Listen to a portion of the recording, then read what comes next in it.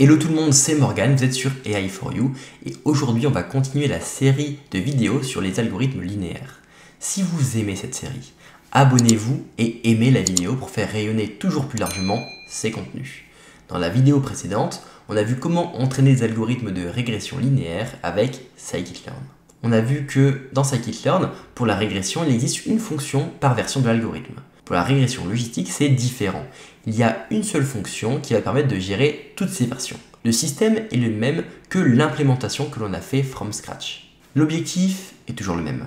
Le but de cette vidéo est de vous apprendre comment entraîner des modèles de machine learning avec scikit-learn, en vous expliquant tous les paramètres que vous avez à votre disposition. L'objectif est que vous compreniez tout, afin d'entraîner les modèles les plus performants possibles.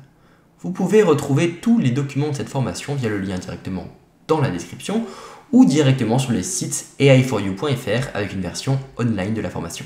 Allez, c'est parti. Nous voilà dans le notebook. On va commencer par importer les packages qui seront utilisés par la suite. Maintenant, on va importer les données. On va les séparer dans un jeu d'entraînement et un jeu de test et on va les normaliser avec la fonction standard_scaler. On va enfin pouvoir passer à l'initialisation de nos modèles. Et contrairement aux versions de régression linéaire, ici ce sera la même fonction pour tous. Seuls les hyperparamètres changeront. Pour la régression logistique, on va seulement indiquer que l'on ne veut pas de pénalisation de la fonction de coût avec penalty égale none. Pour la régression logistique lasso, il y a un changement de notation. Dans la vidéo Tout sur la théorie, on a utilisé cette notation avec alpha comme coefficient de régularisation. Ici, dans l'implémentation de scikit-learn, ils utilisent une notation différente, avec C comme coefficient de régularisation. Le coefficient de régularisation n'est plus multiplié au terme de régularisation, mais à l'erreur du modèle. Donc C est égal à 1 sur alpha.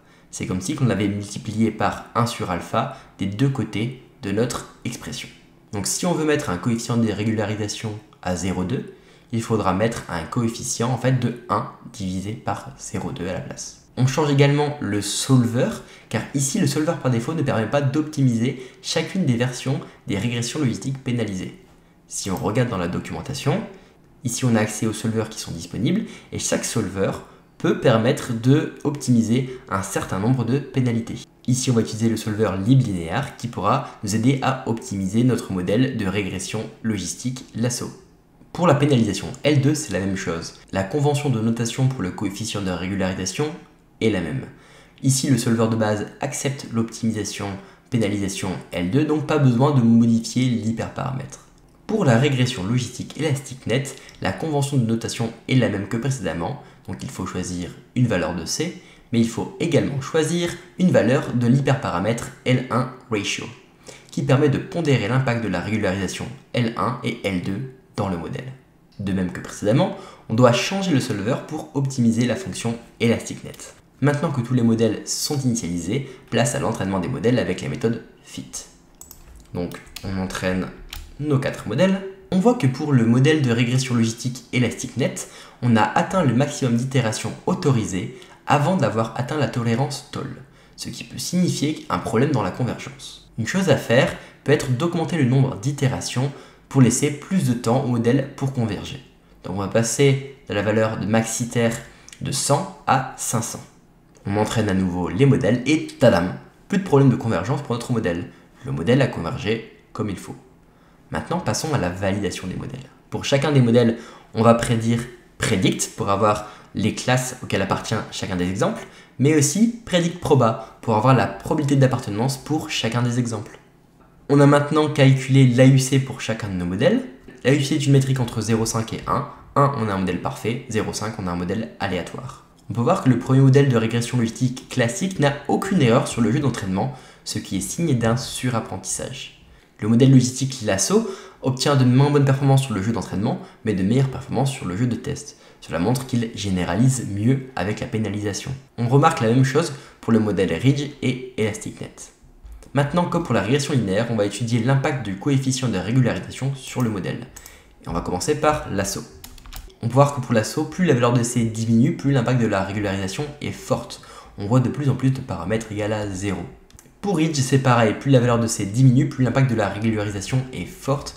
Les valeurs des paramètres deviennent de plus en plus homogènes et petites. Pour les sticknets, on a deux paramètres étudiés, le coefficient de régularisation C et L1 ratio qui pondère l'impact de la régulation L1 et L2.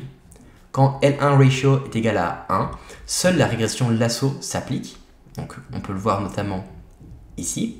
Quand L1 ratio est égal à 0, seule la régression ridge s'applique, on peut le voir notamment ici. Et quand L1 ratio est égal à 0,5, les deux régularisations s'appliquent avec la même pondération. Bien évidemment, ici aussi, plus C devient petit, plus la régularisation est forte. On voit bien les paramètres devenir de plus en plus petits à mesure que C diminue.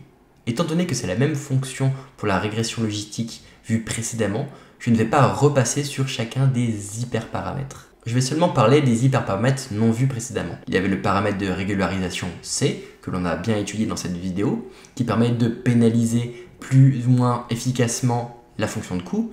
Il y a le paramètre L1 ratio qui pondère la pénalisation L1 et L2 dans l'élastic net, et il y a le choix du solver que l'on va choisir en fonction des différentes pénalités que l'on veut entraîner. J'espère que cette vidéo a été claire pour vous. Et si ce n'est pas le cas, n'hésitez pas à me poser des questions en commentaire, je les lirai et je vous répondrai. C'est fini pour cette vidéo, mais également pour la partie sur les modèles linéaires pénalisés. Vous pouvez retrouver tous les documents de cette formation via le lien directement dans la description ou directement sur le site ai4u.fr avec une version online de la formation. Tous les modèles vus jusqu'à présent sont des modèles linéaires, capables seulement de résoudre des problèmes linéaires. Le problème, c'est que dans la vie, la plupart des modèles sont hautement non linéaires. Dans l'état, ces modèles ne sont donc pas indiqués pour résoudre les modèles non linéaires. Dans la série des vidéos suivantes, on va voir comment on peut faire pour résoudre des problèmes hautement non linéaires grâce à nos modèles linéaires vus jusqu'à présent. Allez, on se retrouve dans la vidéo suivante pour mieux comprendre cela.